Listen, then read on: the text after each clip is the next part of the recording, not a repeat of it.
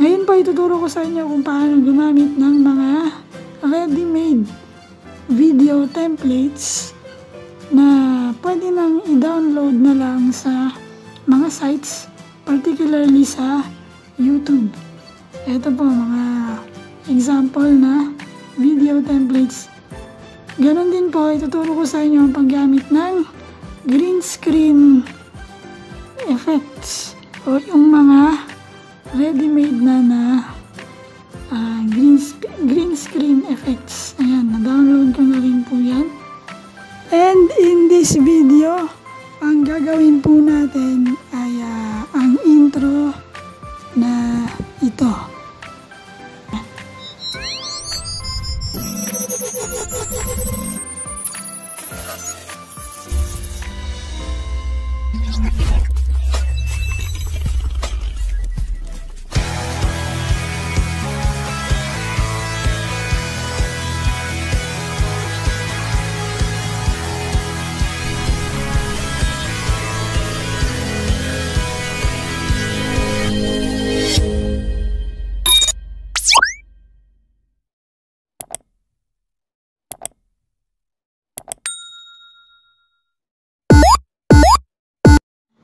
So in this tutorial, gagamitin po natin ang KineMaster, syempre.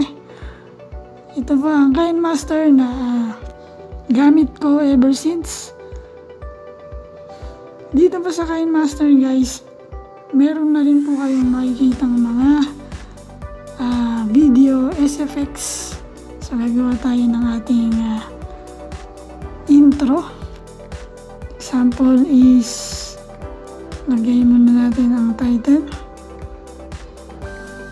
Ayan, my intro. Next, 16:9 ratio. Then, create. Alright. So, first layer, gagamitin natin is image. So, image. Then, black. Ito muna ng black. Ito po yung pinaka-basic na editing. So, itong black image na to, i-adjust natin muna sa kung ilang minutes, ilang seconds ang gagawin natin. So, pwede nating habaan muna yan. Tapos, pagtapos na tayong mag-insert ng second layers, pwede na natin siyang i-trim. Okay, so yan ang first layer is black screen. Next is yung paggamit ng video effects. Alright, so sa second layer po natin yan ilalagay. Guys, ito po yung basic ng KineMaster. Ito po yung layers. Sa second layers yan. Ayan, yung pwede nyo i-insert sa second layers, merong media, yan yung mga video, pictures, etc. Effects, stickers, text, and handwriting, yan po yung mga pwede nyo makita or i-download dito sa editor na to. Alright, ito naman pong media, ito yung sa first layer. So, ayan na nga, pwede kayong maglagay ng images, video. Since nakalagay na tayo ng first layer, second layer naman. Ito, click natin tong media. Then, makikita na dito yung mga dinownload natin sa YouTube. Dapat guys, meron na rin kayong ready-made na logo. Alright? So, yan yung ilalagay natin sa second layer. Hanapin muna natin yung split screen. And then, i-on natin. Ayan, para mag-fit siya sa screen. So, yan, naka-fit na siya sa screen. Alright? Next is, tiyempohan nyo siya kung saan nyo ilalagay yung next video asset na ilalagay nyo. So, next video assets, media ulit, second layer. Pili ulit tayo ng isa pang video na ilalagay natin. Ito, yan ba, yan. So guys, kung napapansin nyo, natakpan yung unang nilagay natin na asset. So, paano gagawin natin dyan? I-click nyo lang ang blending. Ito.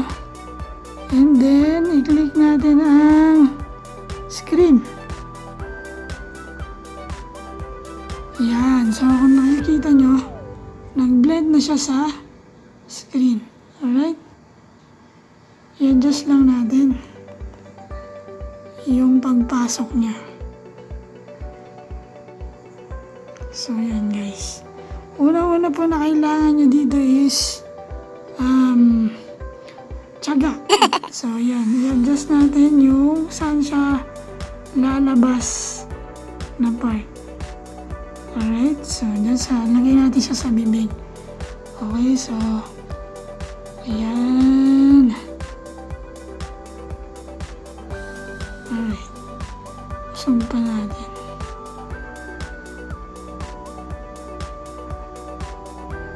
Alright, testing natin, play natin. So ganyan lang po guys, mag-edit na. Pause, play. Para matsyempohan natin. Alright, next is yung logo naman natin, lalagay natin, no? So, ang logo natin, tsyempohan nyo yung last part na magbablast. Magbablast siya. Ayan, oh. Okay, nakita nyo yan? So, kailangan, bago siya na-insert nyo na yung logo nyo dyan. Alright? So, enter natin yung logo natin para lumabas siya dyan sa part na yan. So, click natin yung layer, media, then yung logo natin, hanapin natin. Dito siya. Alright.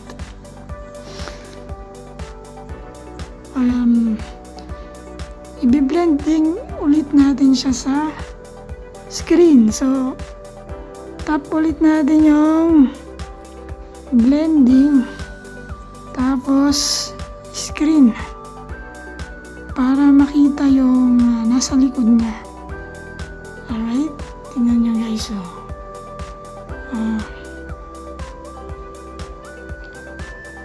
Wait lang, iusog pa natin yan ha.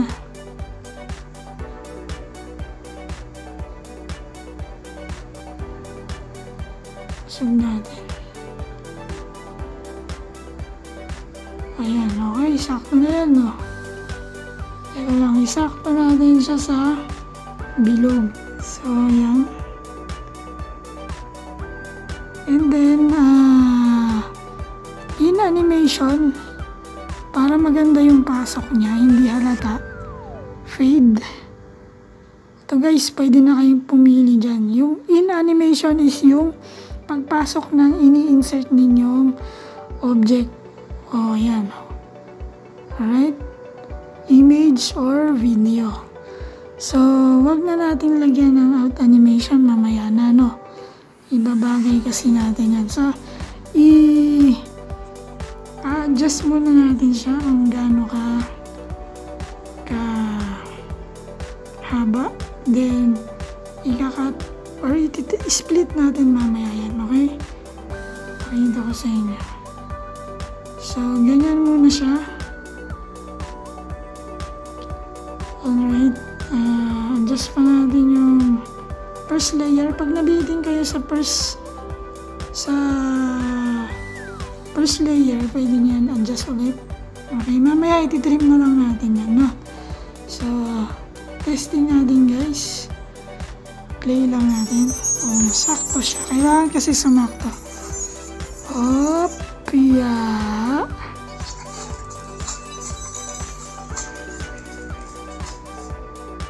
Alright, so adjust pa natin. Okay, game.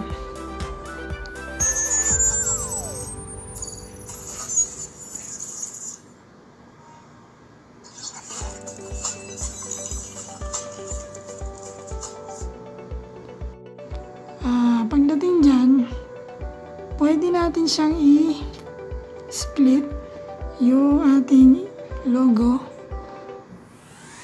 Split natin, then mag-add tayo ulit ng another video templates. Split lang, alright? Then, itong pangalawa, bababaan natin yung opacity niya. Alright, para bumagay siya sa susunod na video asset na ilalagay natin. So, ayan, alpha opacity. Then, babaan natin ng konti.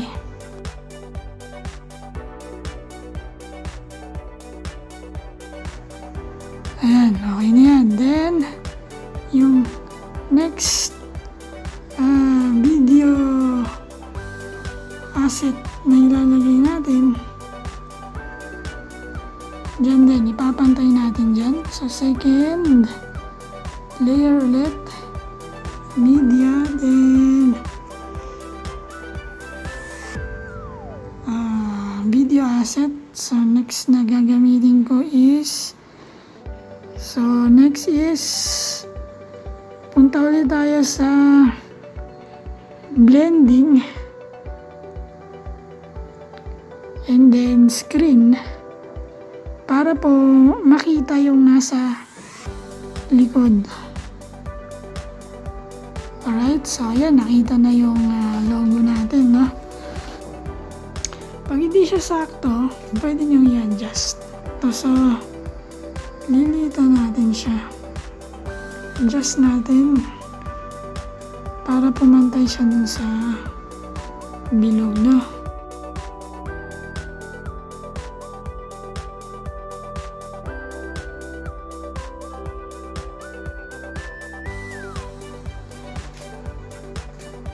So, ayan guys. Testing natin kung sakto na siya. Okay, play natin.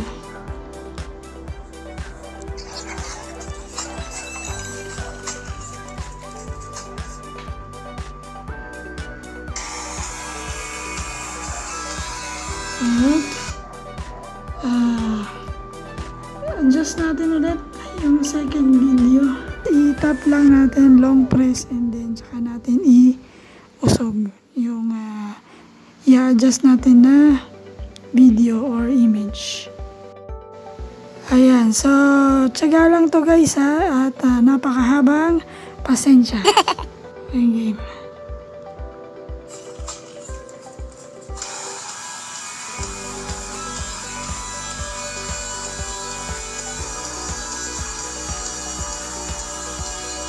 Alright, then i-cut natin to.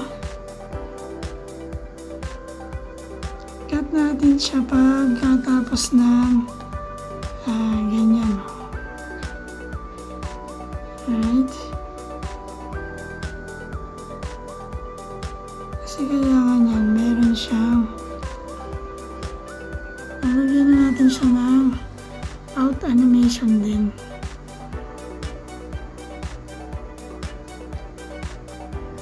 Out animation din para sumakto siya dun sa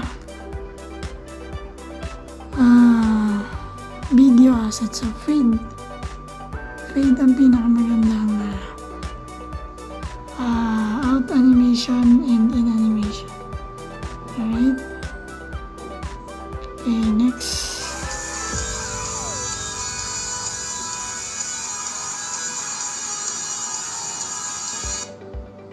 Alright, so meron tayong susunod na ilalagay. Okay, next asset natin, next na ginamit ko is yung eto guys, second layer ulit, then punta tayo sa downloaded na asset ko na ginamit ito. Alright, then next is blending.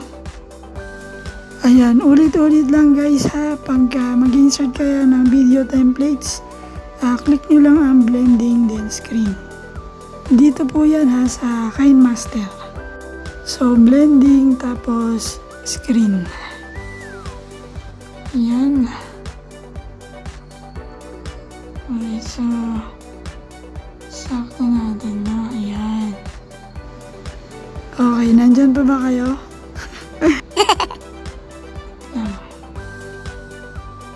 Okay, tsagaan lang guys, ha?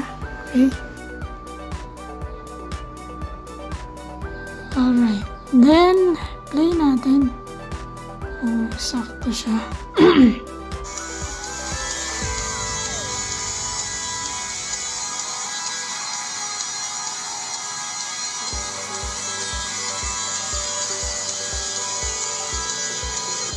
Okay, sakto na siya. So, ngayon naman guys, ituturo ko naman sa inyo ang paggamit ng green screen effect. Punta tayo dito sa layer, media, then yung mga dinownload natin na green screen. Alright guys, sa Google Chrome ko lang po ito nakuha, no? Meron din pong mga free doon, okay? Meron pong mga may bayad, pero meron din naman pong mga free. So, ito po yung subscription or subscribe green screen na tinatawag, no? Testing natin to guys. So, ayan. Nakikita nyo guys, green kasi siya. Okay, natakpan na yung screen sa likod. Alright, this time gagamitin natin yung feature ng KineMaster na chroma key.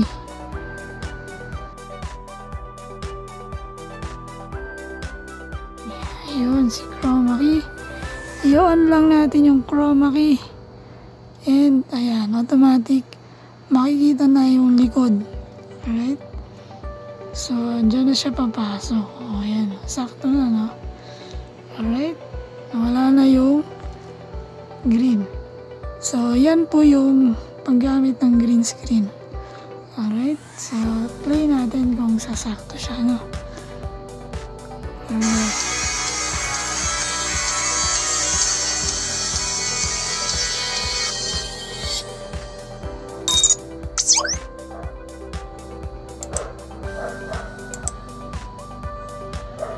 Oops! Nabitin yung video. I-adjust natin. Nabitin yung video. Alright. Okay. Alright. Then, kung nakikita nyo, yung nasa likod ng is dull na siya, no? Dull. Kita nyo, black na lang eh. Okay, kasi wala nang nakalagay na dyan na tawag dyan. Wala nang nakalagay na background. So, ang gagawin natin dyan, ang ginawa ko dyan is i-trim muna natin yung black. Pantay natin dito sa last green screen, no? Ayan, paano mag-trim ng first layer? Ipapantay mo siya sa last na nilagay mo na layer, then yung gunting, then trim right. So ayan, sakto na siya muna, no? Tapos ang ginawa ko dyan, yung last na background niya is ito, di ba? Yung last video effects na ginamit natin, yan ang gagamitin natin background. So, paano yun? Ang pinakamabilis is punta ka dito sa media, then yung video asset na gagamitin mo na background ulit. Okay, either image yan or video, pwede yan maging background, basta ilalagay mo siya sa first layer. So, yun ulit ang gagamitin ko. Okay, then ang next is pili ko lang ng image dito na gagawin mong pagbitin siya. gagawin natin background. So, yan.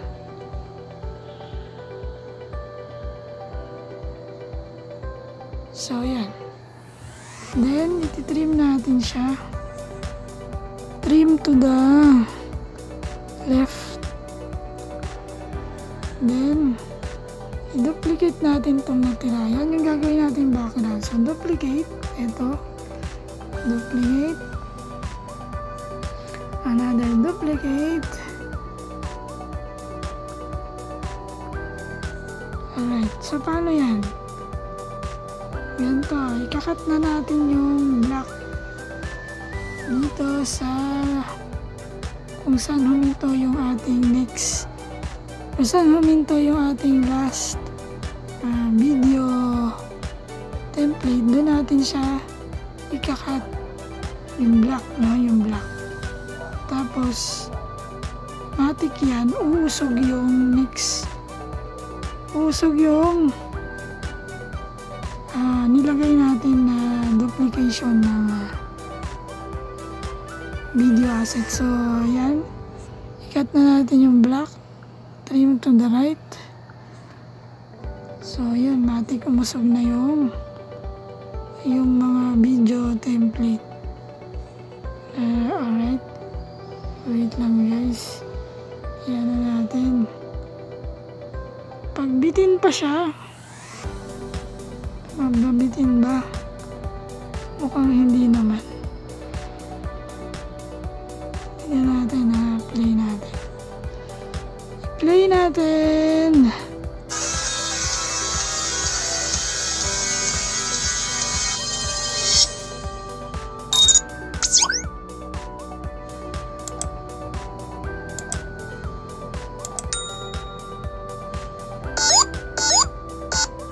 Alright. So, hindi na siya bitin. Alright, hindi siya bitin. I-mute lang natin yung mga video na dinuplicate natin. Mute natin. Medyo may narinig akong music pa siya. And then, ito pala, bago nyo siya i-duplicate, i-mute nyo muna. Mute nyo muna. Nakalimutan ko. Okay. So, ma-mute nyo muna yun. Next. Ayan. So, ganyan po maggamit ng video templates. Ayan. So, intro na po yan guys. So, play na natin. Mula sa umpisa.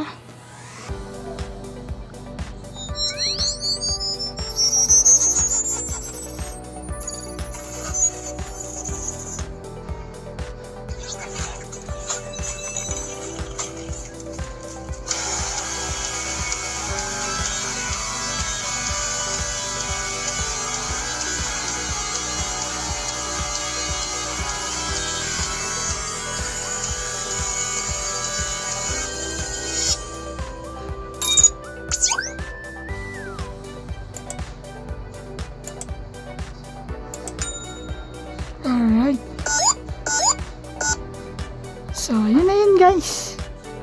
Ganun lang yung paggamit ng green screen effect and video templates. So, sana pa may natutunan kayo. Maraming salamat sa panonood. Bye-bye!